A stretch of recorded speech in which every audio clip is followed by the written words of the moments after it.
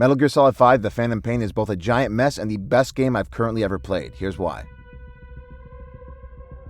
If Ground Zeroes managed to shake up both the controls and game model of Metal Gear Solid for the absolute best, then Phantom Pain manages to build off of that and somehow create an even better gameplay experience. MGS5 takes everything that worked about Ground Zeroes' controls and improves on them in just about every way. The delay in your swan dive is gone, allowing you to go from flat on your back to shooting in the blink of an eye. CQC has been made infinitely better with the inclusion of sweep kicks, karate chops, and running punches, so there's this new degree of flow and immediacy that lets you go from running to decking fools like Captain Motherfucking Falcon. Guns have the right amount of kick to them, and first-person view aim has just enough tightness to keep it from feeling too loose as it did with Ground Zeroes. Rolling around now has immediacy to it. Once again, you can knock to distract or lure guards over, stuff bodies in hiding spots again, and Snake himself can be upgraded to run like a maniac with much faster reload speeds. You also have a prone button now to let you listen into your surroundings, so given the fact that sonar exists, this was kind of a useless feature. Less useless, however, is the way you can swap guns mid-aim as you're still shooting with just hitting square. MGS5 might not subscribe to old-school shooter mechanics, but these little touches go a long way to keep momentum going in a gunfight, as does the ease in which you can just snatch weapons from bad guys or use environmental weaponry on a whim. MGS5 plays better than not only any MGS game before it, but just about any single stealth action third-person shooter I've ever played. Everything feels tight and precise with zero delays between inputs. Any given situation can change on a dime, but you always have the means and the tools to get out of a tight jam and feel like a true one-man army. This is the first time an MGS game lets you truly feel as badass as the character you're actually playing as. And just like with the controllers, the guards have been adjusted for the absolute best as well. Now if they catch a glimpse of you, they're much more likely to investigate as the game goes on. Unlike in Ground Zeroes, they possess a much wider variety of weapons and gear as well. There's a larger variety of enemy types in general, each with multiple methods to take them down. They can also call in for helicopter reinforcements if you're really kicking their asses. Best yet is their adaptive nature. To a certain extent, guards are adjusted depending on your most preferred playstyles. Land enough headshots and guards start wearing bulletproof helmets. Lean on smoke or gas grenades and guards start wearing gas masks. Use one path to a point of interest enough times and claymores start lying in wait.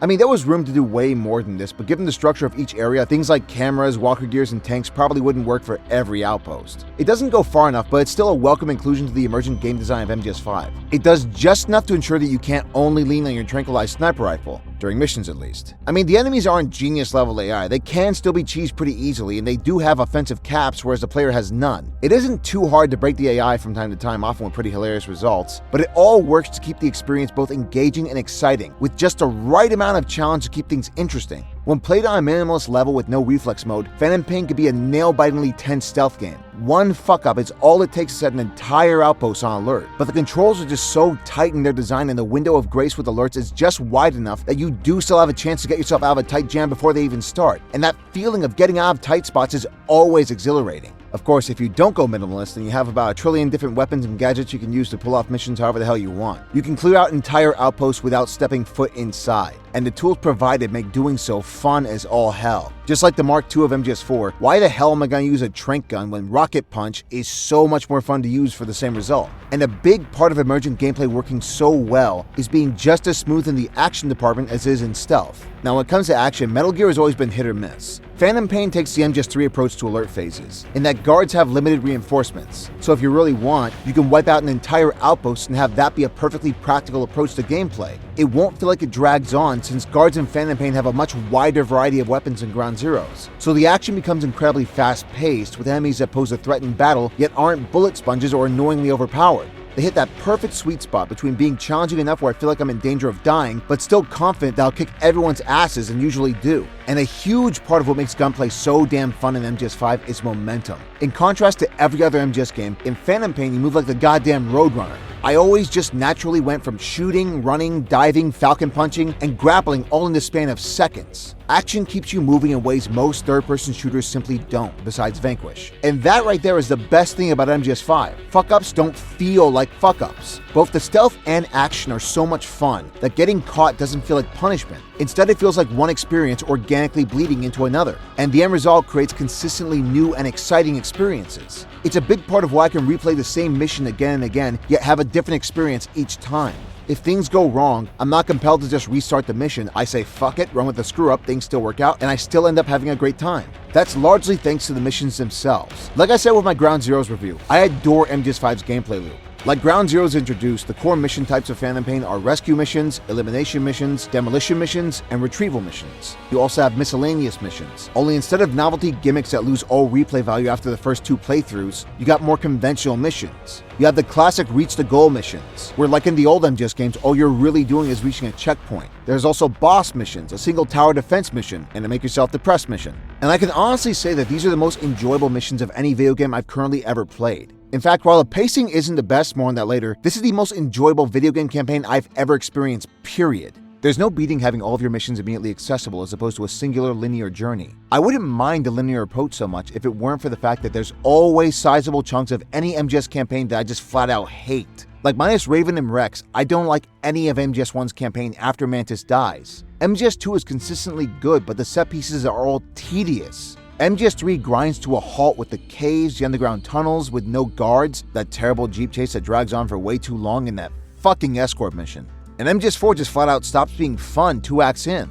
Peace Walker got it right by sectioning off the entire campaign piece by piece. With immediate accessibility to replayable missions, you can pick and choose the chunks of campaign you enjoyed the most and skip the parts you hated. Only unlike Peace Walker, which grinds to a halt whenever a boss fight is introduced, there's almost no part of MGS5 that ever feels painful to play. But when it comes to its 39 missions, I love the hell out of 30 of them and can tolerate most of the others just fine. Meaning I have immediate access to 30 missions I really dig that I can replay again and again and never get bored of. And that's because the mission types of Phantom Pain are perfect for objective-based Metal Gear games. I've heard MGS5 called repetitive time and time again because there's so few mission types across such a long game. But here's the thing, what many call repetition is just consistent game design. It's better to do a few things really well than do a bunch of things half-ass. MGS has always been at its absolute best when it's a core stealth action gameplay taking the focus, not when you constantly disrupt that so you can do tedious bullshit. So a game just foregoing set pieces and gimmicks in favor of just sticking to a consistent design is a goddamn godsend, because it means the vast majority of MGS5's missions stick exclusively to stealth action. More importantly, the objectives, while lacking in variety, are the kinds of objectives best suited for open-ended missions that give you the freedom to undertake them however you wish. The elimination missions in particular rank among my favorites in the genre. They're basically Metal Gear meets Hitman missions. You can take out targets any number of ways courtesy of your playstyle, loadout, and the opportunities that the scripted sequences of each mission present you. You have an open-ended environment to carry out your objective, and unlike Hitman, missions don't take over a goddamn hour to finish and spiral into a clusterfuck NATO anytime you make one itty-bitty mistake. And the game also does a really good job of mixing multiple objective types into a singular mission. One retrieval mission can have an entirely optional and open-ended rescue mission beforehand, and concludes with a boss fight. Another retrieval mission can have an entirely optional elimination mission, where there's a target to neutralize in an open environment. Like, I keep going over all the other potential mission types MGS5 could have had, but then the question becomes, are they fun? Do they possess anywhere near as much open-endedness, or is this another GTA 5, where every mission becomes about following a linear line chart? I say this because my absolute least favorite mission in the entire game is The Awakening / The Truth, the very first and very final mission of MGS5 The Phantom Pain, one that many people seem to love almost exclusively for the cutscenes and nothing else. This whole thing is an incredibly scripted linear sequence where any deviation from the script resulted in death.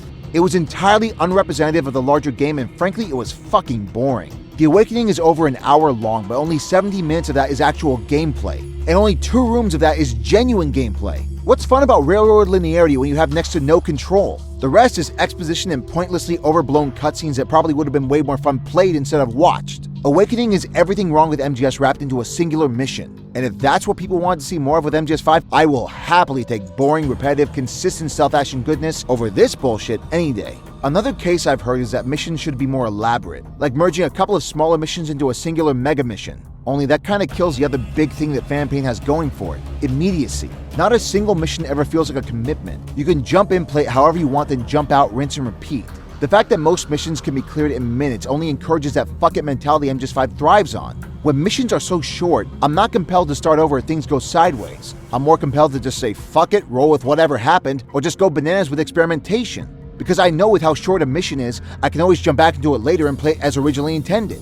MGS5's 2 sandboxes are littered with over a dozen outposts each. Almost every outpost is infinitely smaller in scale than Camp Omega, but each one still incorporates its basic design philosophy, which works in favor of MGS5's missions being smaller in scale and thus granting more immediacy. You got tons of ways in and out, multiple routes to any point of interest during a mission, plenty of structural and environmental cover, perfect for bypassing guards or being used for cover during a shootout. secret paths to objectives, and like Ground Zeroes, there's a ton of environmental advantages in the skirmish. Only now you have more turret guns, mortars, and flares to be mindful of. And since each outpost is smaller, you tend to actually end up with a higher concentration of guards present in any one area than in Ground Zeroes. I go so far as to say that MGS5 has hands down the best level design of any MGS game to date. And while you ultimately only have 6 or so mission types spread across 39 missions, most missions take place within structurally unique settings with a wider variety of enemies to be mindful of.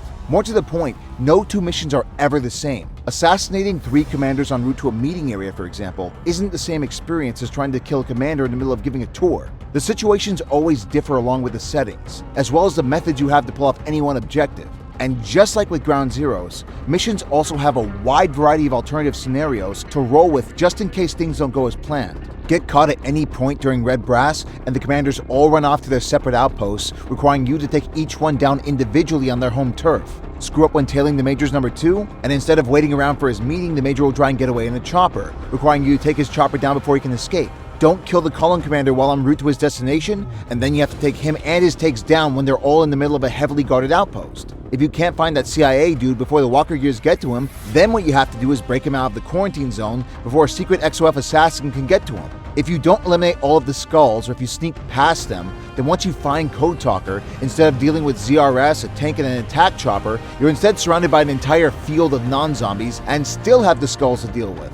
All of this culminates in missions that can play out dozens of different ways, stretching well beyond sneaky or shooty the way most play-it-your-way games tend to be. Any given problem during a mission has any number of practical and creative solutions. For example, by pure accident, I called in D-Horse in the middle of that fucking escort sequence when I was trying to get a supply drop instead. But lo and behold, it ended up going in my favor, because now I could just put that little fucker I had to run back and forth to carry on D-Horse's back and have the horse carry him off for me with a mere whistle. MGS5 is one of the only games I can honestly say that play-it-your-way mentality tagline actually feels earned. And almost every single one of these missions, however you choose to play, will be a ton of fun, because each and every mission is designed to play out however you want it to play out. If you're the hardcore Zero Trace type, almost every mission makes that viable. If you want loud and bombastic, every mission will give you all the cover and heavy ordnance you want.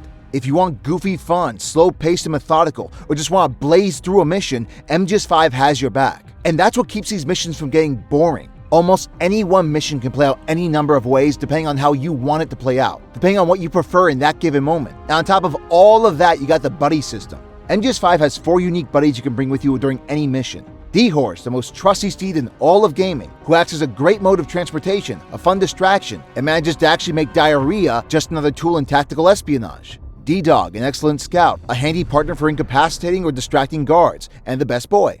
D-Walker, Metal Gear's answer to Johnny 5 is Alive, which acts as a fun mode of Tokyo Drift-style transportation with tons of customizable parts to give all sorts of varied attacks to complement your own. D-Walker's entirely superfluous, and yet it still manages to surpass something like, say, Arkham Knight's Batmobile in almost every way, especially combat. And unlike the Arkham Knight's Batmobile, the game isn't built around this feature. Then finally you have Quiet, an XOF assassin / proto-skull / love interest / Kojimbob's fetish, who also happens to be a crackshot sniper. She's a great scout, really reliable in a combat situation, and in a few instances she can straight up do your job for you. Buddies all work wonders to enhance and complement the gameplay experience, acting as any sort of buffer you desire. Now in truth, I only ever really use D-Horse and D-Walker. Quiet and D-Dog are great for those who want them, but personally I prefer going in alone and mainly using my buddies as transportation or for vehicular battles. But that's what's so great. Buddies are there for anyone who wants them, but doesn't impede the experience for anyone who doesn't. And of course, what's a Metal Gear game without an irresponsible amount of guns and gadgets to take advantage of? There's a proverbial fuck ton of weapons to develop for any category. Most of these weapons are entirely superfluous, but unlike other games, even the guns you know you'll never use still serve a practical function. Each gun developed comes with a series of parts for you to mix and match and create your own Franken-weapons. On top of everything else this game already does to give you the experience you want out of any one mission, you can also take various parts of any weapons you develop to forge weapons tailor-made for your specific needs. For example, my favorite weapon is a sniper rifle I fitted with a mobile stock, so it's good on the move, an assault rifle's clip so it has over 200 bullets instead of just 50, and a shotgun attachment, so whenever I'm on the move it becomes an instant kill shotgun. Everything from your loadout to time of day is at your fingertips at the start of each mission, and each one can change the feel of any one mission dramatically in all the right ways, because they all open up a whole slew of different opportunities. In short, the Phantom Pain's gameplay is what everybody wins looks like, far as I'm concerned. Because it's all a matter of choice. If you find one method doesn't do it for you, play it in a way you prefer to play. With a game designed so meticulously to accommodate literally any one playstyle, obviously there's going to be some room to cheese. But as far as I'm concerned, better a game be focused more on being really fun instead of just being really hard. Because fuck about fun and frustratingly having to redo one sequence over and over don't go hand in hand. The more I look at it, the more I think Phantom Pain can be described as Peace Walker done right in a lot of ways. It's the same design philosophy, only the missions are infinitely better, as is the core gameplay, control scheme, enemy AI, and especially the boss fights. More on that later. Like Peace Walker, a big part of the game is expanding Mother Base, a feature I was completely indifferent towards in Peace Walker and indifferent towards here. Only this time it's a much more passive system. For example, even if you don't Fulton anyone, the game still constantly rewards you with tons of volunteer soldiers. And as you get into the later missions and the better you do with those missions' endgame ratings, the better staff you unlock. And unlike Peace Walker, Phantom Pain automatically sorts staff members into their most well-suited departments. The end result leaves you with tons of support options, stronger odds for Fultons, better intel, access to better gear, the works. And even if you've developed every single weapon, both support and deployment all use GMP. So your currency never becomes worthless the way it does with a lot of other games. Which is why it's such a shame that for all of its functional glory, Mother Base itself is such a lifeless bundle of nothing. I've always said that if you're going to have a base building feature, make it interesting. Having fun activities at the base, ways to interact with your staff, especially Ocelot, Kaz, Quiet, and Code Talker. Just something that gives you incentive to revisit every once in a while. Because at Mother Base, all you can do is wander out a big empty oil rig, torment your staff into giving up their blood diamonds, do the same boring target practice over and over, fuck the R&D platform, and occasionally overhear conversations from your staff. So like Peace Walker, Mother Base is a feature I'm indifferent towards. Unlike Peace Walker, it didn't actively detract from the moment-to-moment gameplay, since it's all passive and automated. It's just not a feature I think needs to come back for any more Metal Gear games, assuming there are any more left. Also like Ground Zeroes is the side content outside of main missions. So in Phantom Pain's case, you have side ops. Side ops in MGS5 like Ground Zeroes, Peace Walker, and MGS2 basically take the pre-existing locations of the main game and give you smaller micro missions to undertake. Rescuing POWs, capturing elite soldiers and bears, eliminating tank units, heavy infantries, and puppet soldiers, resource scattering, mine disposal, in between story-related side ops that for whatever reason you can't replay. I said in my Ground Zeroes review that I'm all for a video game getting the most mileage out of its levels. The problem with Ground Zeroes, however, was that expertly designed as Camp Omega was, it was one location, rinsed and repeated 7 times over and over. So Ground Zeroes lacked necessary core content, and throwing in side ops that all played far too similarly to one another did not help. Fortunately, MGS5 doesn't have that problem. There are dozens of outposts and stretches of open world terrain, all used to house these various missions. Meaning every single key area of interest, like Ground Zeroes, houses several shorter burst missions, just without the flavor text. Now, there's a lot of contention on the subject of side ops. The 100% completionists all complain that there are way too many. Others have noted that they lack the creativity of Peace Walker's extra ops, and I really don't disagree with the latter on that one. Compared to the far more inventive side ops of its predecessors, hell, even compared to some of the alt missions of MGS2, Phantom Pain side ops do feel lacking in imagination. I really wouldn't mind boss monsters in an open world setting, especially in a game with controls actually suited for combat. But in my Peace Walker review, I also said that of the game's 120 plus extra ops, there were only about a dozen that I actually really wanted to come back to. The rest, creative or funny as they were, did absolutely nothing for me, because either the controls got in the way or the missions just weren't especially engaging. So here's the kicker. Creatively flaccid as MGS5 side ops might be, I genuinely enjoy all of them, except mine disposal and target practice.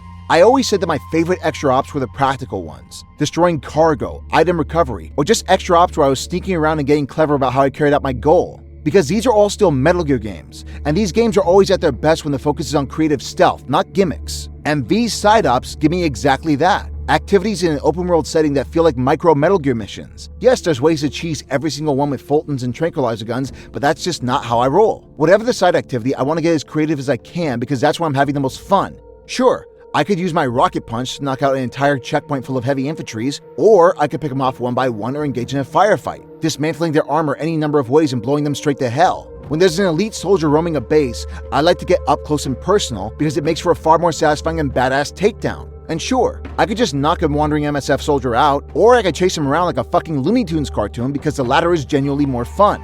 I mean, hell, Phantom Pain even manages to make the tank bosses that I hated in Peace Walker actually fun, because tanks lack ridiculous amounts of health now. So if I choose to fight them head on, it actually feels challenging without feeling grindy. They're also accompanied by a varied but small-scale squad, like the Ocelot unit of MGS3, creating these varied, open-ended scenarios where you can confront or silently neutralize an entire unit any number of ways. Side-ups might not be especially expansive in terms of variety or creativity, and outside the yellow side-ups they don't push story forward at all, but they still give me exactly what I want from an MGS-themed open world. Objective-based gameplay with straightforward goals. And I'll take that over Puyons and Deja Vu missions any day of the week, because at least these are the kinds of nuggets of gameplay I know I'll actively want to come back to. But of course, I'm just dancing around the biggest change to the formula, aren't I? MGS5 is the first and probably last open-world Metal Gear game. In lieu of any one facility to sneak around or a series of linear corridors from any one region, MGS5 has Afghanistan and Africa at its helm, each one with a wide variety of structurally unique outposts and other wildcard elements. And of all of MGS5's changes to the usual gameplay model of MGS, on the core gameplay front, this was perhaps the most divisive element. And there's a good reason why it's so divisive. Many have criticized the fact that MGS5 is an open-world game where there's absolutely no reason whatsoever to explore the open world. There's no secret unlockables, no open-world side quests, no especially lively open-world enemies, or even any NPCs. It's just a large stretch of land with checkpoints, outposts, the occasional trucks, goats, wolves, goats, bears, and goats. And you know what? It really is baffling how much wasted space there is with MGS5. Like, there are so many areas you just look at and think, man, think of all the cool shit you could have done with this space. Literally, the only incentive you ever have to go out of your way is the off chance you'll find a diamond or two, which honestly ceases to hold any real value late in the game. Or planting cages to capture animals, and let me just say, fuck that entire pseudo-Pokemonster bullshit. All you'll ever catch are the same goddamn fucking gerbils. I've captured more gerbils in 4 years than I think actually exist on this fucking planet. There absolutely is a ton of stuff that could have been done with the open world, to give you more to do once you beat the main missions. I'm not talking fetch quest bullshit or something like that, but something cool like, having secret boss fights against monsters a la Peace Walker HD, or Hunter-esque boss fights like The Division 2, or just anything genuinely exciting and unique that really embraces this vast setting, or better yet, something like a mission editor. Seriously, if a game like MGS5 had a Far Cry 5 style mission editor, I'd legit never need to buy another game ever again for as long as I live. There is so much that could have been done with this open world that just wasn't, and I get that frustration, I really do. I'm saying all of this now because I want to emphasize the fact that the complaints are not unfounded. And yet, in spite of all of these perfectly valid criticisms that I 100% share, MGS5 is the single best open world game I've ever played. It damn sure doesn't have the best open world. No, that title goes to Breath of the Wild, hands down. But as an open world video game, more specifically, as an open world Metal Gear game, the open world gameplay loop has kept me coming back to Phantom Pain on and off for about 4+ years now. First of all, commutes are near non-existent for most missions. Even landing from the ACC and riding your horse all the way to the point of interest is still quicker than the commuting you'll do in most open world games. And those games don't have nearly as many awesome tunes to listen to along the way. There are only 5 missions in the entire game where you ever have to travel more than 1,000 meters to get to your destination, and in each one of those missions, there's always a micro mission in between,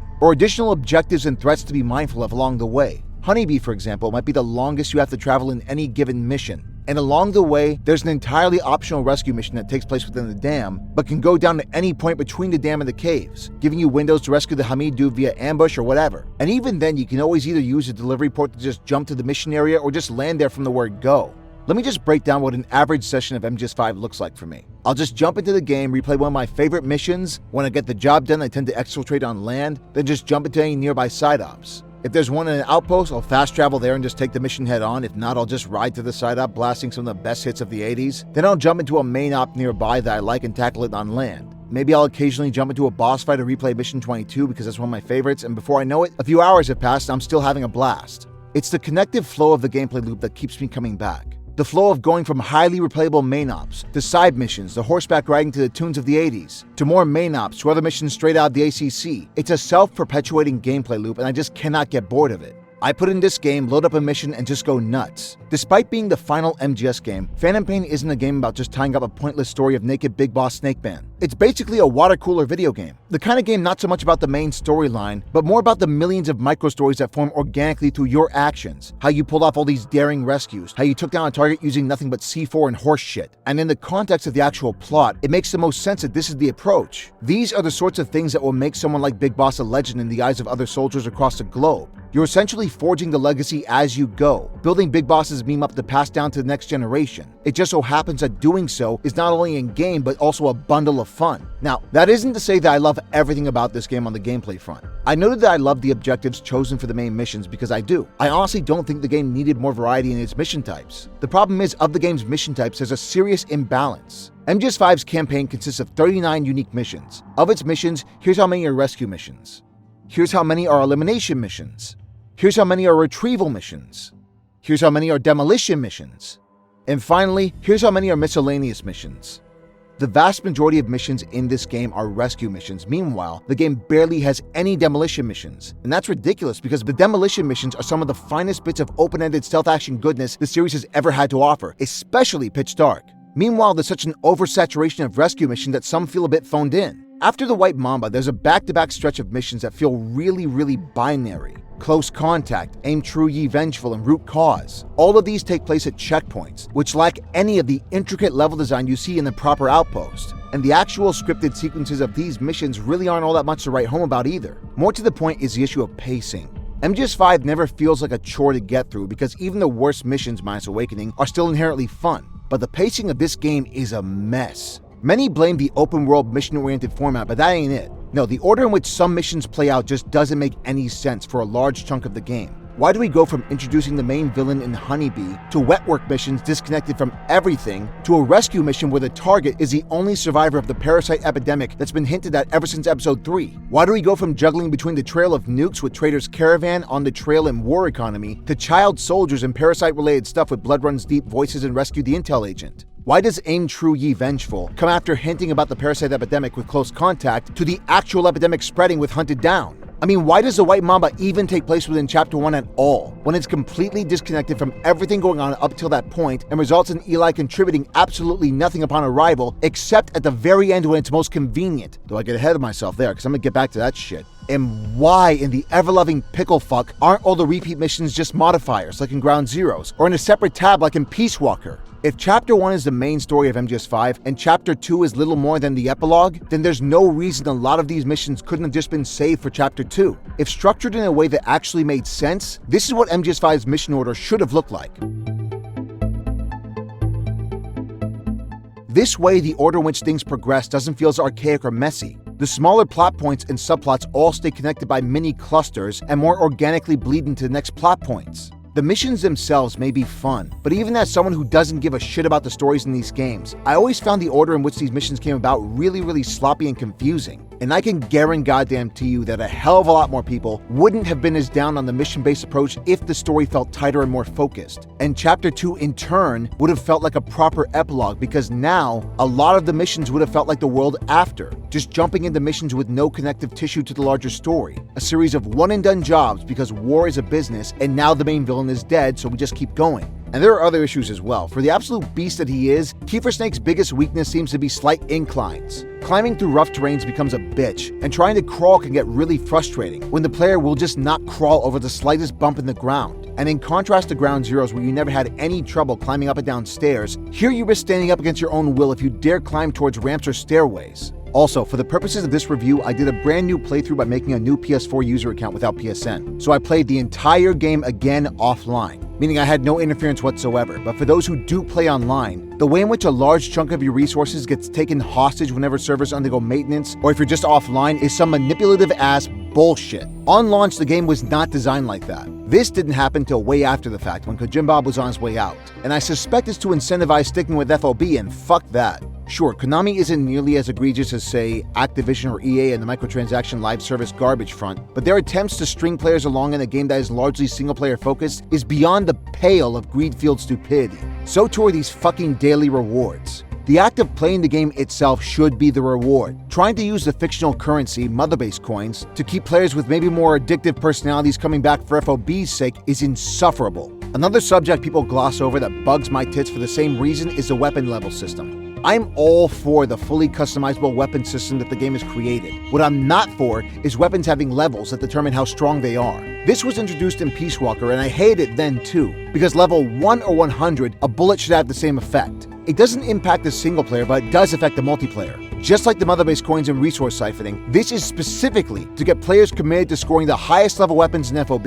Because after level 3, the development times become a joke. And of course, you can always circumvent week-long waits for weapons that serve zero purpose outside of FOB just by spending a few Mother Base coins. Now for me, the joke's on Konami because I always play with low-level weapons. And I do not give a shit about FOB enough to want to speed through development times. But just because this doesn't personally affect me, doesn't mean it won't affect other people. And it's really disheartening because FOB is, I feel, what the true Metal Gear Online should have always been. Infiltrating other players' bases, sneaking past or eliminating their guards. That to me is more Metal Gear Online than these same tired-ass team deathmatch variations over and over. But FOB doesn't feel like it was designed to be a stimulating, robust multiplayer experience. It just feels like it's there to be an addictive excuse to get players hooked on these pointless leaderboards and robbing their fellow players blind. I'll touch on the multiplayer more in depth in a bit. First, I want to cover all my bases in single player. Like, there's this slight yet really noticeable lack of polish you see all around you. For starters, after the first year, the pop-in with this game became really noticeably bad. Doesn't really bother me because I'm always too in the moment for the gameplay to really give a shit, but on PS4 it's really noticeably distracting every single time you ride off into the horizon, or how every single door in FOB is a quarantine door for some reason, or the way there's Diamond Dog logos all over the helipad on OKB0 because they're the same assets from Mother Base, and no one thought to maybe retexture that shit. My absolute favorite is the fact that at one point guard dogs were planned but scrapped early in development. But the lines of dialogue that guards used when communicating with their phantom dogs is still in the game during search sequences. And on the subject of polish and sound, there are some really weird audio choices in the game. For example, did you know that Angel with Broken Wings actually does have a unique sneaking theme? And it's fucking awesome. Check it out.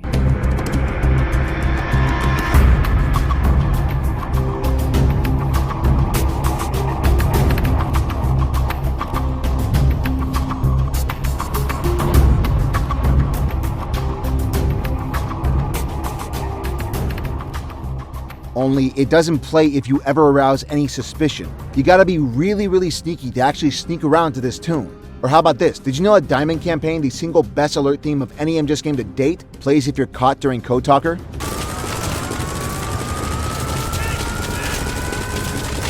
endanger the target like that. You have to bring it back here.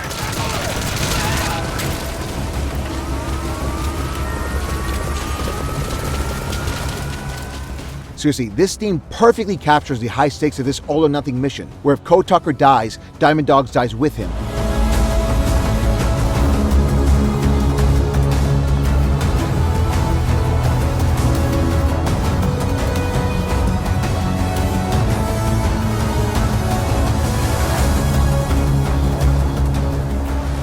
But if you exit through the front door just outside from where you rescued Code Talker, it never plays.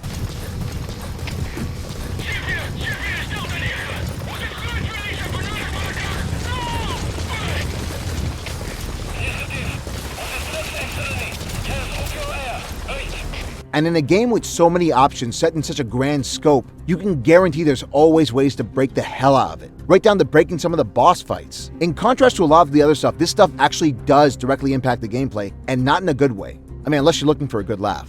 See, that's the trade-off with larger scale games like this, especially for a dev team not used to working in an open world setting. Metal Gear Solid always felt like a very tightly focused, pristine experience, at least in terms of polish. And that's because each game only really has a few hours of actual raw gameplay to work with. It's very easy for a talented team to make the absolute most of a very small window of gameplay.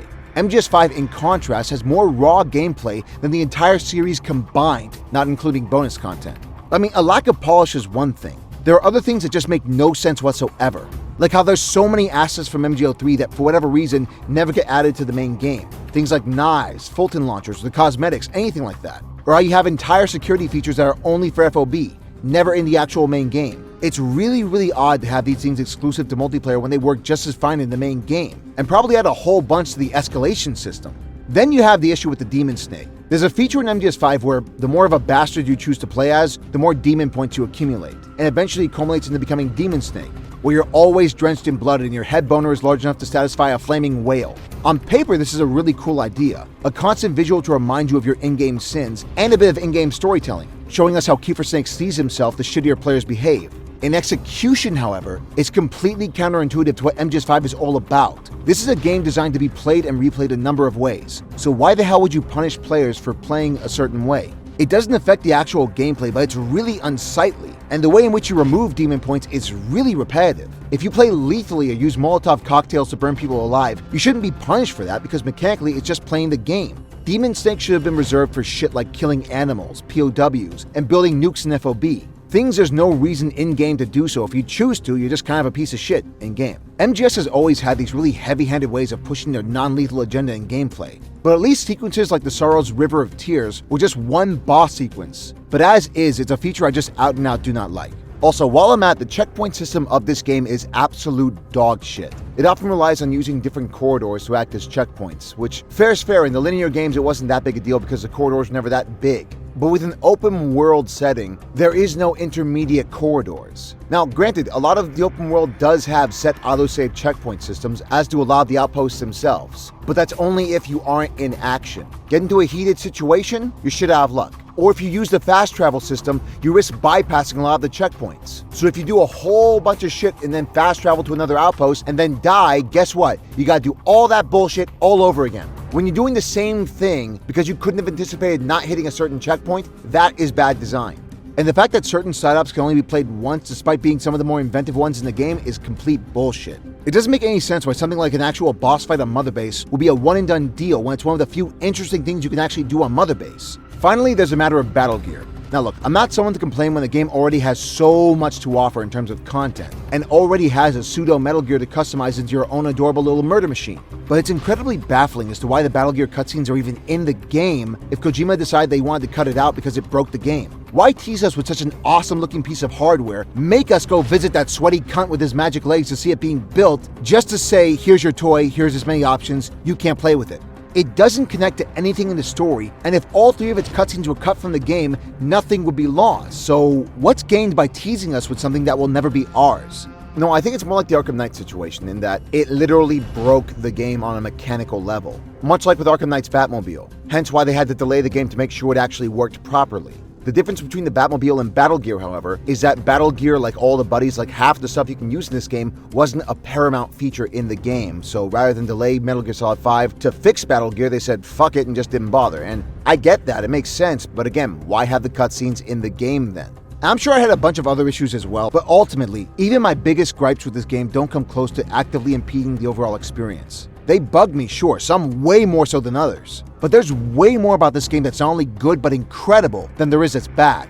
And a lot of the more common complaints I just don't share. The fact is, I love this game and I love its gameplay loop, which moves us right along into MGS5's boss fights. Another really big point of contention from MGS fans. MGS5 has 12, possibly 13 boss encounters depending on your actions with the camouflage unit, and of its potential 13 encounters, only 5 are mandatory. Every other boss you can either sneak past, run away from, or just skip entirely. And I want to say up front, I love that. MGS5's bosses are the one and only time in the entire series where every single boss fight feels like they truly complement the moment-to-moment gameplay. The fact that you don't even have to fight most of the bosses is a clear indicator of that, because how does a boss fight fit in with a player who's going for a zero trace run? With the exception of Fire Guy's horseback chase, these bosses are all just as versatile and open-ended as the missions themselves. Not a single boss restricts you to one method or weapon to defeating them. You can come up with any number of different strategies for beating each and every boss you come across, giving each boss tons and tons of replay value. Because unlike the last 2 games that actually feature bosses, none of these fights are bullet sponges. On a mechanical level, each boss is a return to form to what MGS3 established. Bosses with a variety of moves and excellent boss arenas where you just sort of figure it out for yourself. The Skulls, the most frequent boss you encounter throughout the entire game, consists of 3 units you fight twice each: Mist, Armor, and Camouflage. Once again reinforcing how brilliant Kojima's naming process is. These are hands down the most versatile bosses this series has ever known, because the Mist and Armor unit are essentially 4 different encounters for the price of 1. At the forefront is a direct confrontation, and your first encounters with both units are in the open world itself. An environment plays a large role in any boss you encounter, so not being restricted to any one environment goes a huge way towards lending this fight longevity. There are tons of methods you can choose from when fighting the Skulls. Yes, bullets are always an option, so too are countering their machetes and laying some C4 in front of them while they stagger. And if you want to lay more C4, you can always keep them immobile with a squirt gun long enough to blow them away, or just tear them to shreds with turret guns or ground placement weapons. And these all come in very handy with the Armor unit, who can shield themselves again and again. Unless you got Blast Arm, in which case you can just Falcon Punch their armor clean off. The point is, you got options when you fight them, and that's if you choose to fight them. That's the thing. direct conflict isn't where this already great boss fight begins and ends. You can also engage in a horseback or vehicular pursuit, resulting in one of the most intense, high-octane pursuits I've ever encountered in any video game, with the added benefit of actually being fun and not frustrating like most chases tend to be. Alternatively still, with Deed Walker, you can change the entire feel of the fight into more of a cat and mouse chase, where you're the cat and the skulls are the teleporting mice. But of course, this being a stealth action game, it wouldn't make sense to have a boss fight whom you can't sneak past. It legit baffles me how it took till the very last game in the series for Koji Pro to implement this, but yes, like regular soldiers, you can actually sneak past the skulls and avoid the boss fight entirely, but doing so actually requires strategy. The skulls are a lot harder to shake off, and they're programmed to steadily advance towards where you are at any given moment, without outright knowing your location. So the mere act of evading the skulls is like a whole new kind of boss encounter in and of itself. And to an extent, the same degree of versatility applies to just about every other fight in the game. Quiet, for example, if I want a conventional sniper duel, where I'm going from vantage point to vantage point, hitting her before she hits me, I have that. If I want a slow burn, where I have to sneak my way closer and closer to Quiet and then attack her before she even knows I'm there, I have that too. If I want a crazy high-octane battle, where I'm running and diving like a lunatic, blasting at Quiet and avoiding getting blasted myself, well, Quiet delivers there too. Or, if I'd rather not fight her at all, I can use my environment to steadily evade Quiet's line of sight and reach the other side. Sure, you take a hit on heroism, but you rake in so much heroism that it loses meaning for someone who plays as often as I do. I can be as practical or ridiculous as I want with this fight, and just about every single method I can choose from is highly entertaining. The entire feel of her boss fight changes depending on my playstyle, and that depends entirely on what I feel like having at any given moment. Pair that up with a boss whose attacks are brutal, and an environment that's perfect for sneaking or swan diving for cover, and simply put, Quiet's boss fight is what everybody wins looks like. Even for those who wish her fight was harder, that's what her extreme variation is for. The same doesn't quite apply to the camouflage unit skulls. See, mechanically, they behave just like Quiet with the added benefit of their sneaky machete attacks, or the fact that there's 4 of them, and if you evade them or fail to kill all 4 of them, then in the rematch they have dozens of puppet soldiers backing them up. This fight is slightly more restrictive since it's easy to become a moving target for these zombie gals, but you end up having more ways to get strategic against them, and fortunately your environment still allows you to bypass them in both encounters. Now, I hate rail shooter bosses, but the Man on Fire is the one exception for 2 reasons. First, you're not just shooting aimlessly. The goal is to time your shots, hitting him just as he's about to fire his bullets, so he misses both you and Ocelot. So there's actually skill required in timing your shots to avoid getting hit. Second, and more importantly, it's only 2 minutes long. If I'm going to be subject to a linear rail shooter, I'd rather it be as brief as possible, not 20 goddamn minutes. It's not reflective of the larger game, but it's at least fun and doesn't overstay its welcome. And fortunately, the second real encounter with the Man on Fire is another one of my all-time favorites in the series. This is the game's one and only gimmick fight, but unlike other gimmick fights in the series, you aren't limited to one approach. The Man on Fire's factory has tons of objects you can use to stun him, while you yourself can still use conventional weapons to push him back, or knock him down if he's near an incline.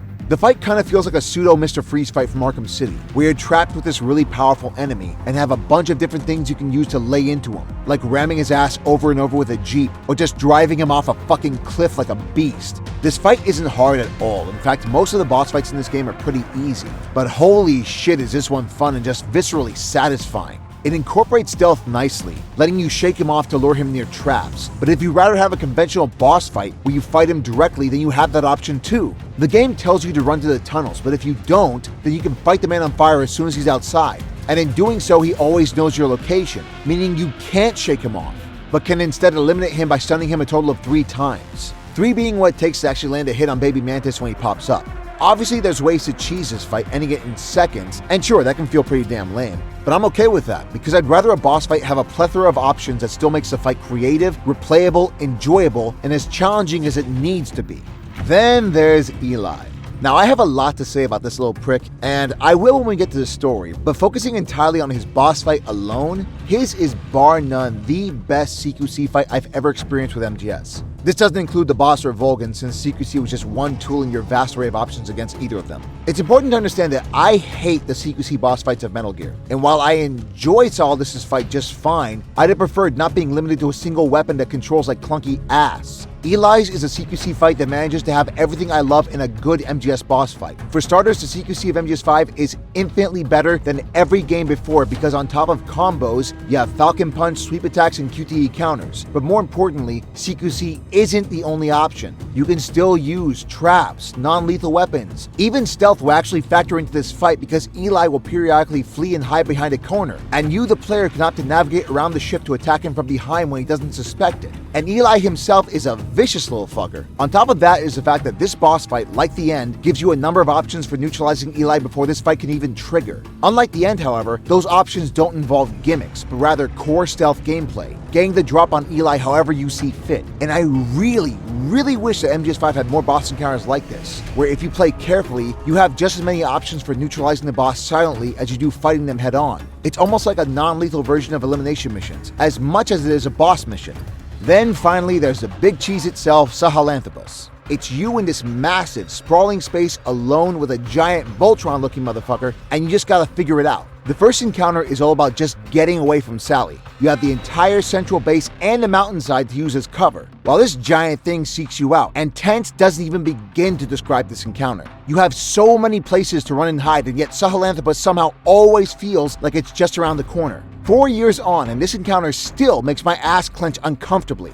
And the funny thing is, you actually can defeat Sally here too. Shoot it enough times to let Mr. X go and give it to you, Sally goes down and you can just run to the LZ. It takes forever, but the fact that it's even an option is great, because once again, it shows that no one boss fight in this game is a one-trick pony, which makes the final encounter with Sally so much more rewarding. You get the tense run and hide sequence down, then 19 missions later, it's time to rail on this giant motherfucker, and it's awesome. Sally has a ton of attacks to keep things interesting, and the more health it loses, the more those attack patterns start to shift. It's a giant mech with tons of health, but it also has a number of weak spots that when targeted deals tons of damage. And again, you have the entire mountainside for cover, even letting you shake off Metal Gear so you can catch your breath and attack it from behind. The environment gives you means to lay out traps that divvy out tons of damage, and even without all of that, with the bare basic level 3 weapons I amassed by that point in the game, targeting Sally's weak points, I was able to destroy it in under 5 minutes. In those 5 minutes, I got everything I needed to get, and the fight didn't drag on as a result.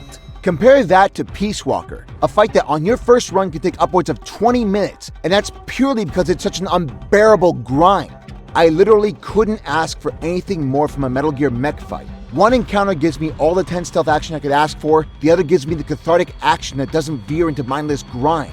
That's what I love about the boss fights of MGS5. They take all of the best qualities of MGS3's bosses and run with them. Each one is abundant with different strategies for you to implement, attack patterns, and many of them can be bypassed in ways that feel genuinely satisfying to pull off. In fact, mechanically, I'd even rate MGS5's bosses above a lot of MGS3's bosses. So then, why do I still prefer MGS3's bosses overall? Unlike every MGS game, MGS5 is the one and only game where there isn't a single boss fight I dislike. Even Human Torch's horseback chase, I actually like for it requiring skill to pull off flawlessly, and for it being short, which I cannot say about Shaggin' Wagon's fight. And while the Sorrows encounter is neat, it's more of an experience than an actual boss fight. But that's the thing. Even if one fight sucked and the other wasn't an encounter I jumped to replay, MGS3 still had 8 other boss fights, all of which were highly open-ended despite having a wide variety of attacks and excellent boss arenas. And all phenomenal. MGS3 has 10 boss fights in total, if you include the Ocelot unit, which I do. And all 10 fights are completely unique from one another, despite each one giving you free reign to take them down however you want. MGS5, meanwhile, has 13 encounters, one of which you can only play once, and another of which only occurs if you don't kill all the camel skulls at the start of Code Talker. But in actuality, it's only more like 5 boss types. Skulls, snipers, fire guy, little guy, big guy. The Mist and Armor unit don't feel distinct enough from one another. One just feels like an enhanced version of the other, since Armor has more attacks while the Mist has its stealth phase when they're scrambling in the mist. But they still use the same weapons and have a lot of the same attack patterns. Similarly, while the feel of the fights between Quiet and the Camo unit are unique, mechanically, the Camo skulls are basically just Quiet with an added machete attack, which I really wish they did more with. Both of Eli's encounters are identical, except in his challenge he now uses stun grenades instead of bottles. But what MGS5's bosses truly lack is variety. That's what made MGS3's bosses so excellent. You had a fair amount of direct confrontations and stealth action shootouts, but each one was distinct from one another. Versatile or open-ended as every boss fight in this game may be, it's not gonna stop a lot of them from feeling the same. What MGS5 needed was just a few more boss fights, and for each one to be truly distinct from the ones we already have. It needed a proper stealth action shootout like the boss, and no one would have been a better candidate than Skullface himself, the main villain. His expertise was staying in Big Boss's shadow. What better encounter and humiliation than fighting a man forced to fight in the shadows again 20 years later? Something more like Cliff's boss fight in Death Stranding. where it's you versus him and a bunch of his guards, and you can fight them head on or lay out traps for them, and Skullface constantly retreats each time you lay into him really badly. I got a lot more to say about that, but I'll get back to that later. Another candidate would have been the Man on Fire again for a third and final showdown when he comes back to life. Only instead of relying on water pumps, now you can actually shoot him, but he also has more attacks to shake things up. That way, like Sally's 2 encounters, both fights feel truly distinct from one another, since functionally they require doing different things. Maybe we could have had a boss fight with Baby Mantis himself. Something like his MGS1 fight on steroids, where instead of paintings and statues, he's chucking fucking debris, dead bodies, and tanks at your face. That also could have been what triggers the truth, which, again, I'll get back to that later. And finally, if Battle Gear is too OP to use in-game, what better use for something Kaz calls customizable than a customizable boss fight, like Zeke but not grindy and twee? You could build Battle Gear up with however many subsets and options it has, then maybe deploy it in a few parts of the open world that go unused, and have a mock battle with it instead. Boom, problem solved. But I do still ultimately love MGS5's bosses, and think they're some of the best fights in the series, and some of my favorites in gaming period. Like the bosses, the game as a whole has many issues, but I love it all the same. It's masterfully tight and responsive mechanics, enemies that are fun to fight and sneak around, levels that do everything I want levels in stealth action games to do, missions with open-ended objectives that can mostly be plowed through in minutes, and an open world that might not have creative side activities but enjoyable, stealth action-oriented ones all the same. I knew that I was going to love MGS5 before it came out, but if you told me I'd still be playing it well into 2020, I'd laugh in your face and ask how you broke into my apartment. And unlike every other game these days, it's entirely because of the offline single-player content that's so much fun. MGS5 didn't need any multiplayer or any post-launch support the way all these fucking games and their dogshit roadmaps or DLC plans have. Which is good because the multiplayer, while fun, was more half-baked than that one Dave Chappelle movie, Blue Streak. MGS5 had 2 multiplayer modes, Metal Gear Online 3, the third and probably final entry in Metal Gear's obscure Metal Gear Online multiplayer series, where teams of 8 fight each other in varying modes. And it also had the much more interesting FOB mode, where you sneak into the forward operating bases of other players to steal all their shit and kidnap or kill their guards. And if the other players themselves show up, that becomes the ultimate 1v1 showdown. Now, I have a complicated history of Metal Gear's online components, mainly because MGO2 was a giant piece of shit that was nickel and dime to hell and back, and its player base consisted of dipshits, hackers, and more dipshits. MGO3 is described as MGO for casuals. And speaking as a casual player myself, let me just say, good. I liked Bounty Hunter because it actually added a nice spin to the tired team deathmatch, and like the main game, actually rewarded the non-lethal approach.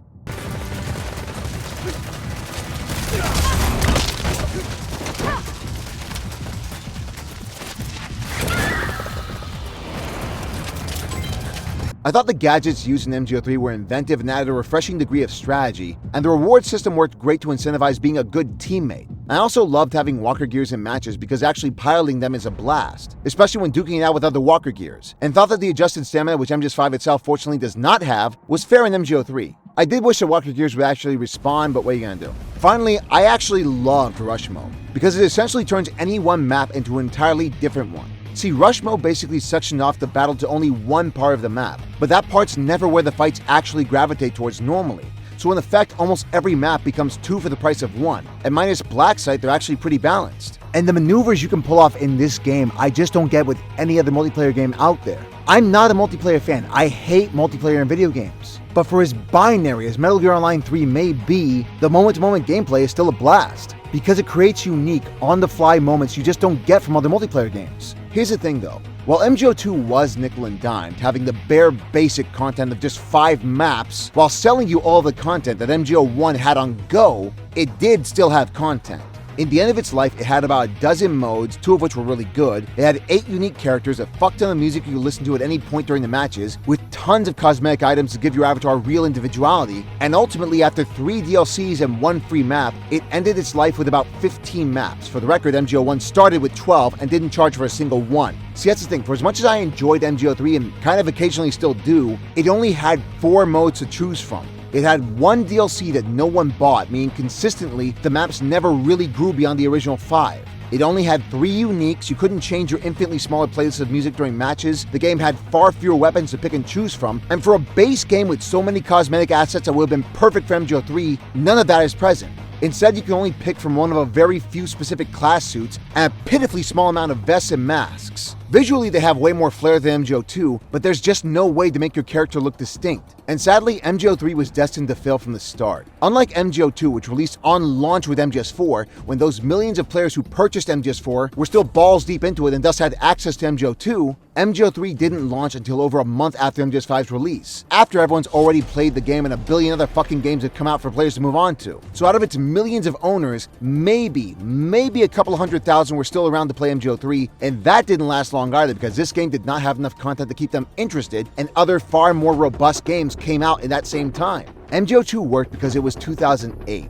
The console multiplayer market wasn't nearly as oversaturated as it is now. Back then, the PS3 only had one really popular multiplayer game, Call of Duty. I said this with RE3 Remake, to maintain an audience, you need enough content on launch to keep people invested. And for as shitty as it is, you need a plan to support the game with new content to keep people coming back for more. Multiplayer is an inherently stagnant experience. Without consistent updates, it will grow tiresome, since unlike the single player, you don't really have the structure or the tools to keep something from feeling like it's just evolving into the same thing over and over and over. But the thing is, Konami has always been dogshit when it comes to multiplayer, especially Metal Gear multiplayer. Their motto seems to be play this game with zero content, then buy our shit, and maybe we'll let you pay for shit that should have been this game from start, but wasn't because money, son. MGO3 is fun. It's genuinely enjoyable for what it is. I can just jump in for like an hour or so and still genuinely have a lot of fun playing it. The core gameplay loop is still really strong. The maps are incredibly well designed with a lot of cover, plenty of paths from A to B, and a whole slew of methods for taking down your enemies, both lethal and non-lethal. And it helps that I'm actually not dogshit at this game. I honestly do really feel like a beast half the times I play it. The problem is, for as fun as it is, you kind of experience all this game really has to offer about an hour or so in. And for as good as I can be at it, what's left after that, you know? What am I building towards? Then there's FOB. This is MGS5's true multiplayer mode. It was with the game since launch, and as a result, still has a fairly decent player base, since it works just as well as a single-player experience. And I really like the idea of FOB. Every platform is brilliantly designed, so you're actually getting mileage out of the level design of Mother Base when you're sneaking around fools and blasting them left and right. And it's a really tense experience knowing if you fuck up, you can risk summoning the owner of that FOB and then it's game over. But like MGO3, FOB is so half-assed. It only has a small handful of events, the only fun ones being the fight against the Skulls and the one with heavy infantries and POWs to rescue. Maybe a full-on base editor is out of the question, but there's no reason we couldn't customize our guards and give them individuality. With the focus on stats and real GMP staff benefits, no one's playing to have fun. Their goal is to make each base the hardest one they possibly can to bypass, and unfortunately, that means everyone does the same goddamn thing. S+ snipers everywhere. No uniqueness to the look of your guards, their weapons, or any base you invade. And if that other player has a stun grenade launcher and a Hydra arm, you're ass out of luck, son. Sorry. MGO is what Metal Gear fans have come to expect from the multiplayer of numbered Metal Gear games. But FOB has the player base it does now because it isn't just another PvP deathmatch to add to the trough the way MGO has always been. It's a genuinely unique multiplayer experience. And if Konami just scrapped their dead-on-arrival MGO3 and devoted their full attention to FOB, then this might have been the game changer for stealth action multiplayer. But instead, doing both meant Konami and Koji Pro LA ended up spreading themselves way too thin to do either one justice. Worse yet, FOB just feels incredibly cynical in its design. It offers the bare basic and incentivizes so many dogshit practices, like having level 15 sniper rifles everywhere and no risk-free PvP mode, where players can actively face each other and their goons for like a fun risk-free versus mode. What's worse is that FOB even has story content, in the form of nuclear disarmament. A really brilliant idea that was dead on arrival because the nuke tab was incredibly fucked and the blockade system made it impossible to truly take down the nuke owners. It got so bad that in the summer of 2019, Konami just said fuck it and released the nuke ending anyway. It was through sheer laziness that peace was achieved, not by the actions of the player. With how half-baked both these multiplayer modes ended up being, looking back 5 years later, I just wish that neither mode existed. I wish they'd honestly just done a full-on FOB video game and sold it separately, and with full-on customizable bases, soldiers, and missions. Like a pseudo Metal Gear maker. Hey, if Far Cry 5 can do it, this game could too. Instead of creating a new subdivision of Koji Pro, which was dismantled at the end of 2015 anyway in Konami's Scorched Earth protocol, I wish they just devoted those resources entirely to the single player. It doesn't matter how good a multiplayer game may or may not be. Servers die lest we forget. Though I'll be real, the fact that half-baked MGO3 outlasted MGO2 is just kind of amazing. I love that. Have I mentioned I don't like MGO2 very much? I enjoy FOB well enough just like MGO3 because it is genuinely fun to get into and it is satisfying to pull off successfully. There's a brilliant idea here. And the moment-to-moment stealth action gameplay is rock solid because the bases are incredibly well designed from a functional standpoint. but just like MGO3. It's a lot of fun, but after a few matches, you've already seen everything this multiplayer mode has to offer. Spreading yourself too thin is the name of the game here. And I've always said, it's better to do one thing really, really well than do a bunch of things half-baked, which conveniently leads us right into Phantom story. And look, regardless of your thoughts on MGS5 story and whether you ultimately agree with me or not, I guarantee you're going to hear some shit in this video that you've never heard from any other review or analyst of MGS5's writing. So buckle up, because this shit's about to get interesting. Who is doing this? Such a lust for revenge? Who cares? The premise of MGS5 is that after the fall of MSF, punished Kiefer Snake awakens from a 9-year coma inside a Cyprus hospital being ravaged by XOF, the Cypher strike force who destroyed MSF in the first place. After escaping the hospital with the help of Hush from Batman and Sexy Ocelot, Kiefer Snake is reunited with Kazuhira McFiddlesticks in a joint effort to rebuild Mother Base in the form of Diamond Dogs, in order to get vengeance against Skullface, a Cypher agent who usurped the throne from Zero. And in their pursuit against Skullface, the gang steadily uncovers a plot involving nuclear arms trading, bipedal weapons, and a biological weapon that could bring the world to ruin. Also, there's Lady in fetish gear who breathes through her skin. The writing of MGS5 is all over the place, more so than usual for MGS. And it's easily the biggest point of contention in the entire series, even more so than MGS2. Either the story of MGS5 is one giant, unrelenting disappointment because it didn't answer all those burning questions that never needed asking in the first place, or didn't show Big Boss Breaking Bad, or the story is an underappreciated stroke of genius too smart, or it's lol, what story? And look, on the surface, I can see where all three sides are coming from, but I disagree with every single one of them.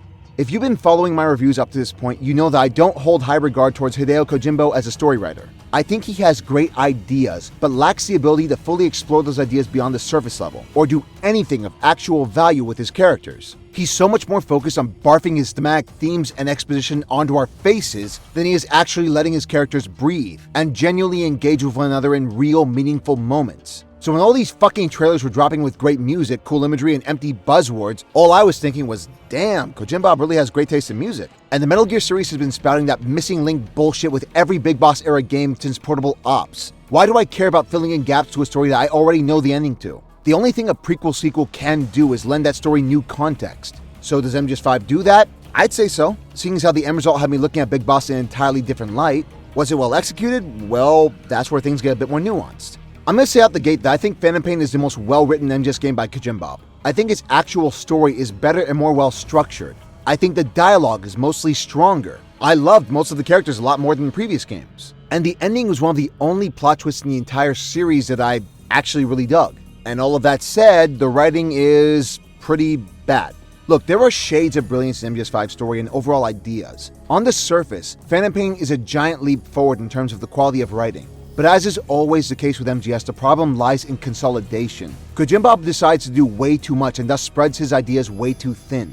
Taken on their own, those ideas could mostly work, but with everything lumped together, not a single one is given the fair due it needs. And it doesn't help that some of those ideas are dog shit. First, the biggest reason that I love Phantom Pain's writing over every other MGS game is its handling of exposition. I hate when a writer has to sit me down and talk in my ear for several minutes on end, just so I can get what the hell is going on, instead of letting the journey do the talking for them. That's why I've always hated those long-winded, one-sided codec calls and scenes where some asshole exists solely to talk at me for 15 minutes straight, then die immediately after. And for the most part, MGS5 doesn't really have that problem. Most of its cutscenes are refreshingly brief, and because the dialogue is so much tighter in most scenes, there's a lot less time wasted on repetition and bloated dialogue. Think back to your favorite Metal Gear protagonist written by Kojima. Of all the times that character has spoken, how many times was what he said something of value? Something that gave us a degree of insight into the character himself, or gave him a real meaningful back and forth with someone else. Then think back on how many times that bit of dialogue was purely reactionary, as in asking pointless questions or making observations or comments for the viewer's sake, not the character's.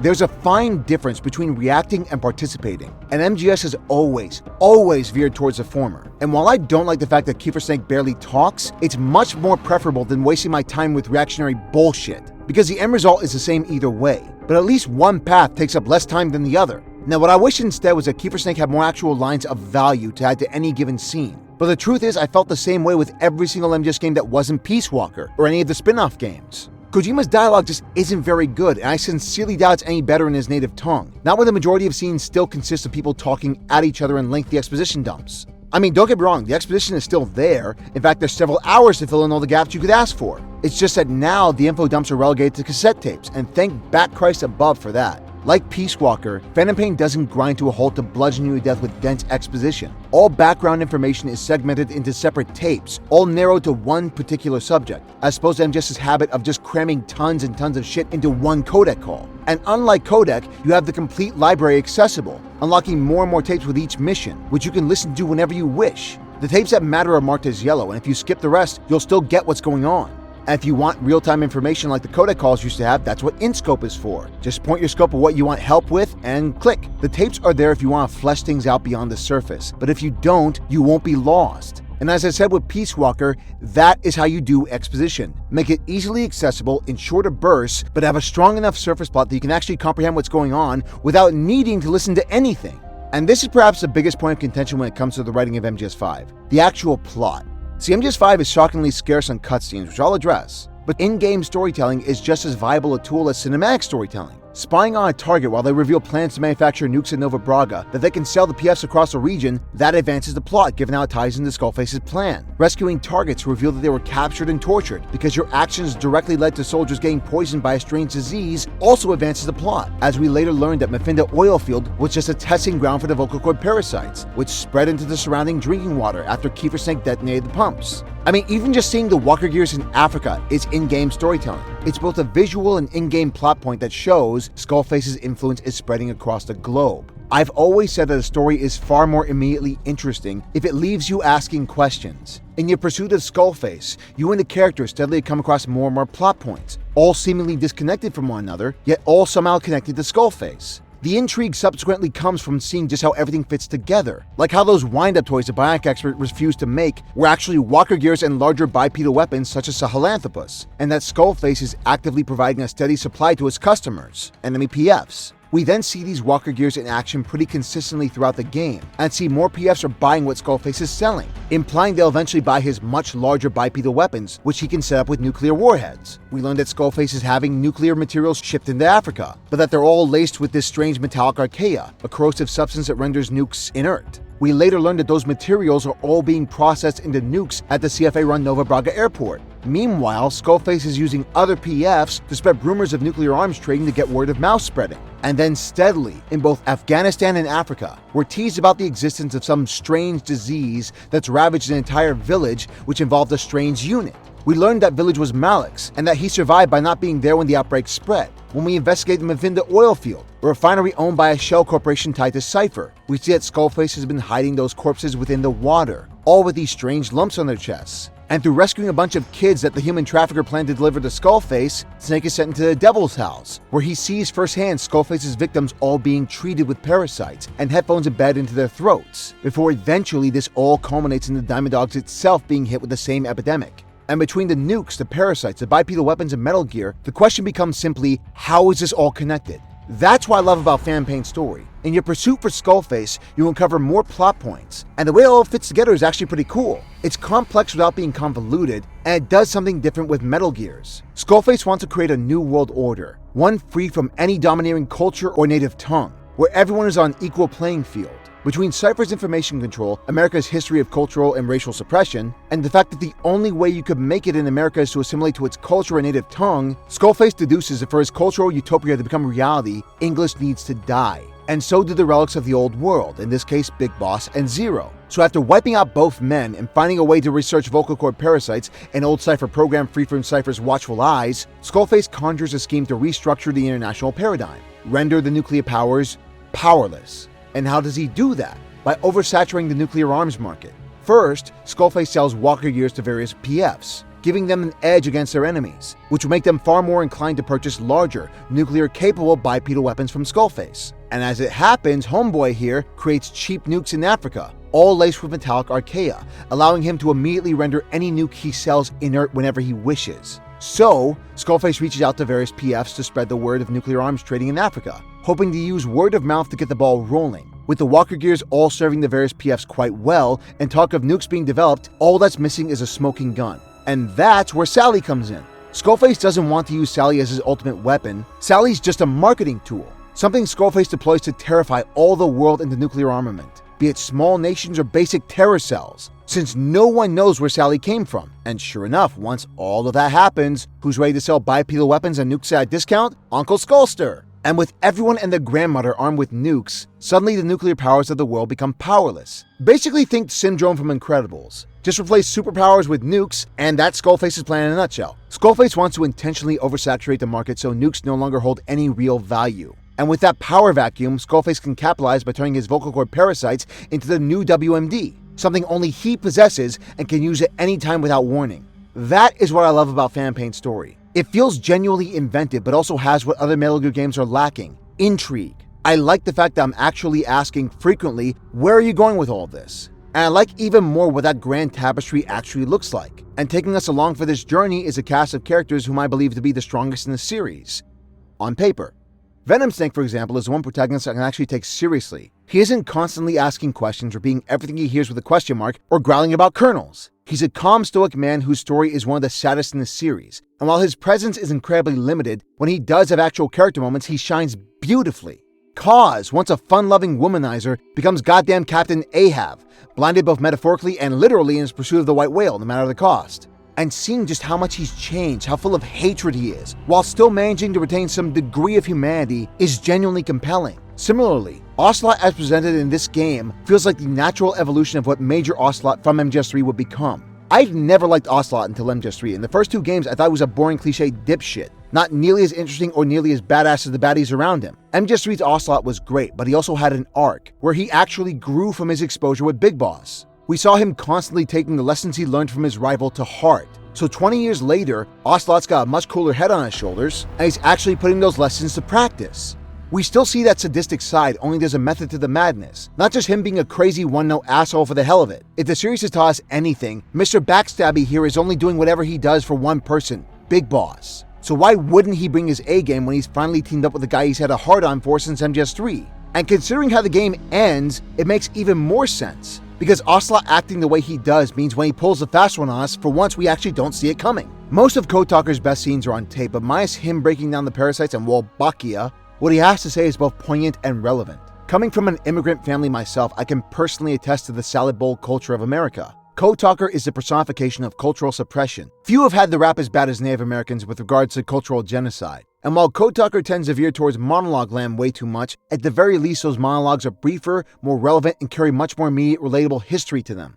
With my Peace Walker review, I said that Huey was basically Otacon with no personality. Well now, Huey's a fucking sociopath, and one who still acts like a giant, disarmingly feeble nerd. The looming question with Huey is, was he really Skullface's accomplice, or was he just an unwitting patsy? Remember, in Ground Zeroes, Huey was the one who agreed to the bogus inspection without Big Boss or Kaz's knowledge. He made a convincing argument for why he did it, but was that argument bullshit? And as the game goes on, we see a lot of inconsistencies unravel. The pile of lies that Huey can never seem to get straight, until it all culminates into a mutation of the epidemic that forces Snake to kill every last soldier he saved in the initial Kakongo strain epidemic. We know for a fact that Huey's a murderer, as he kills Strangelove in one of the worst ways a person can die. We know he's actively undermining Diamond Dogs by working on Sally after the fact and insisting on gamma ray sensors, which causes the mutation. There's enough to confirm that Huey is human garbage. But does that truly make him guilty? Because every bit of evidence Ocelot extracts is purely circumstantial. Convincing, sure, but still circumstantial.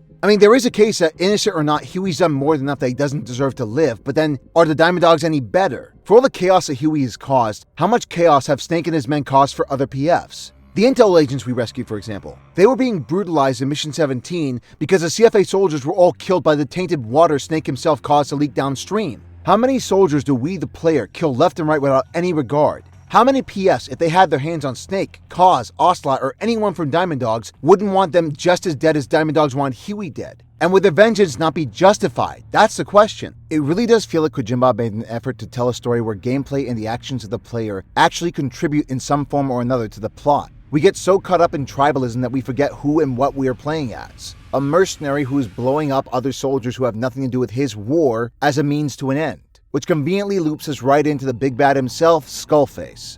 Now, like many things with Phantom Pain, Skullster himself is incredibly polarizing. People either really like him as a main villain, or they think he's a complete joke or an absolute disappointment. But to me, Skullface is not only the best villain in the series, but one of my favorite villains in gaming, period. And for a while, I honest to God wasn't sure why. See, I never bought into that disappointing villain argument. A lot of people who claim that Skullface seemed to be this menacing character pretend that Ground Zero set him up to be this extra serious, threatening character. This cartoon character looking motherfucker who looks like Red Skull's discolored cousin, a paramilitary commander who dresses up like a fucking cowboy for reasons unknown, and monologues because he loves the sound of his own voice and being a faux philosopher. Yeah, this was the threatening, deadly, serious villain. The zombie cowboy. See, I'm honestly baffled because the Skullface established in Ground Zeroes is the Skullface we got in Phantom Pain. Guy who shows up for a few minutes, does fuck all, and is infinitely more interesting on tape than he is in person. I mean, I'm sure most of us expected we'd at least get a boss fight with him, but I'll touch on that shortly. I shouldn't like Skullface, because he kind of represents the worst qualities of any MGS villain. Every scene between him and the main protagonist is one-sided. His characterization is dog shit, hence the need for that fucking Jeep scene. And he's barely in the goddamn game, only showing up in 5 missions out of a 39 mission long video game, 6 if you include Ground Zeroes. So why do I like him? Well, the first and most obvious reason is the simple fact that he's striking. Cartoonish as he may be, I've never actually seen a character like Skullface before. One who looks the way he does yet carries himself with this oddly mercurial physicality, courtesy of motion capture actor Blake Crawford. Every single time he's on screen, he immediately has my attention, in a way few MGS villains ever have. Skullface merely being on screen in these visually interesting cutscenes, the way he walks, talks, and the facial capture work from James Horan creates this enigmatic individual who you can just watch and be mesmerized by. It also helps that until Mission 30, Skullface's cutscenes are refreshingly brief, yet manage to all say a lot about him with very little in the way of dialogue. His intro shows he feels no fear in the face of his greatest enemy. The hangar scene shows that even evil has standards. Sally's reveal shows that this motherfucker is hammier than Porky Pig. And the Devil's House reveals that he feels some degree of respect towards his victims, genuinely honoring them in death as opposed to mocking them the way others would. And while he's a commander, when caught off guard, he's immediately ready to throw down and get his hands dirty. Too bad that never happened. It's only in Mission 30 where everything kind of goes full-on Kojima mode, and not in a good way. But even then, badly written as that scene is, I'm still somehow hanging on to Skullface's every word because James Horan's voice is like butter. And like Ground Zeroes, it's in the tapes where Skullface truly shines. While he barely has 10 cutscenes in the entirety of MGS5, the tapes in both Ground Zeroes and the Phantom Pain alone give Skullface more time than any MGS villain before him, running at over an hour's worth of audio plays with Skullface, where we hear him doing what he does best, breaking people. Seriously, no MGS villain has ever given me chills the way the Bell tape with Code Talker did.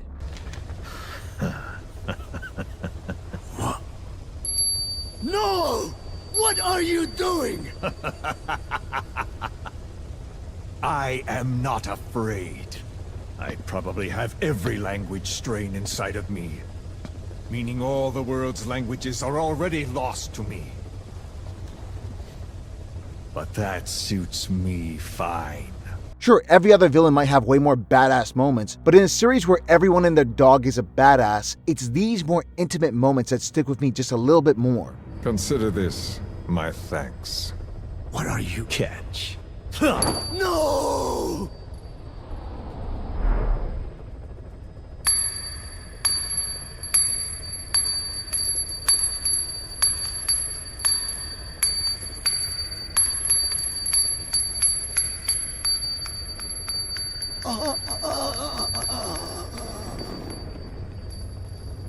Well then, I'm afraid it really is goodbye this time, Code Talker.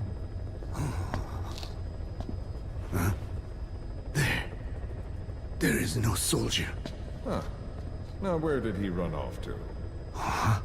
Guess he wasn't as obedient as I thought. There never was any soldier. So long. You! How dare you! But what truly elevated Skullface for me as a villain was the way he impacted the world around him. Sure, he's barely in the game, but his presence is felt on a near constant basis. Everything ties back to Skullface. Even if he isn't physically present, his actions linger the more we follow the breadcrumbs he left behind. Like a parasite, Skullface has infected the world around him. He's everywhere and nowhere at the exact same time. And even when he's finally dead, his presence is still felt. In fact, by all accounts, he's the only villain in the entire series to have the last laugh in death. His parasites end up killing everyone you saved in Chapter 1, and by then he's way too dead to answer for his crimes, meaning it's far too late to exact any sort of revenge against him. As I said with Cold Pants, the reason a villain doesn't work for me, among many things, is if I can't see how they came to the conclusions they did.